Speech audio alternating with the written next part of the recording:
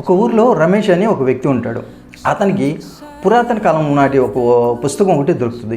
ఇప్పుడు యమలీల సినిమాలో మన ఆలికి ఒక పుస్తకం భవిష్యవాణి దొరుకుతుంది చూడండి, అలాంటి పుస్తకం అలాంటిది.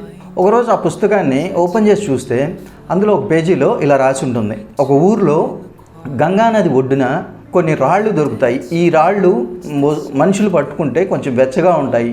ఈ రాయితోటి ఏ వస్తువుని తాకినా సరే అది బంగారంలాగా మారుతుందని పుస్తకంలో రాసి ఉంటుంది. ఆ రమేష్కి ఒకసారి ఆశ కలిగి సరే ఎక్కడుందా అని చెప్పి వెతుక్కుంటూ ఆ ఊరికి వెళ్ళేదను. ఆ నది ఒడ్డున ఆ రాళ్లను వెతకడం స్టార్ట్ చేస్తాడు. ఇలా ఒకరోజు 2 రోజులు 3 రోజులు అలా కంటిన్యూగా చేస్తూ ఉంటాడు. కానీ అతనికి రాయి వెతుకుతున్న సందర్భంలో అతనికి కావాల్సిన రాయి దొరకదనమాట.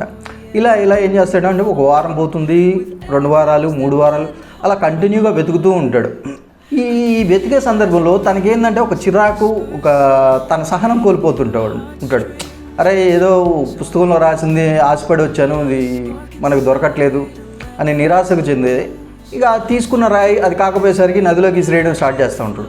అది ఎలా అయిపోతుందంటే కొద్ది రోజులు వెళ్ళిపోయేసరికి అది ఒక అలవాటు కింద మారిపోతూ ఉంటుంది. రాయి పట్టుకోవడం విసిరేయడం, రాయి పట్టుకోవడం విసిరేస్తూ ఉంటాడు. ఇలా చేస్తున్న సందర్భంలో అనుకోకుండా ఒకసారి అతని చేతికి ఆ రాయి తగులుతుంది. అలవాటు ప్రకారం దాన్ని నదిలోకి విసిరేసేటప్పుడు అది వెచ్చదనం తగిలేసరికి ఆ వెచ్చదనానికి ఆ స్పర్శ తనకి గుర్తొచ్చే సమయానికి అతను కాన్షియస్లో విసిరేసి ఉంటాడు. మనకు వచ్చిన అవకాశాలు కూడా ఇలాగే ఉంటాయి.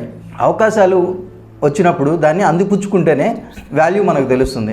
పొరపాటున మిస్ చేసుకున్నామంటే మన అవకాశాన్ని కోల్పోతాం. ఈ కథలో నీతి ఏంటంటే అవకాశాలు అనేవి అరుదుగా వస్తూ ఉంటాయి. ఆ అవకాశాలని మనం గుర్తించి వాటిని జాగ్రత్తగా సద్వినియోగం చేసుకోవాలి. అంతేగాని కొంచెం ఏమరపాట్లో ఉన్నా సరే, కొంచెం నిర్లక్ష్యం చేసినా సరే అవకాశాలని మనం కోల్పోతాం.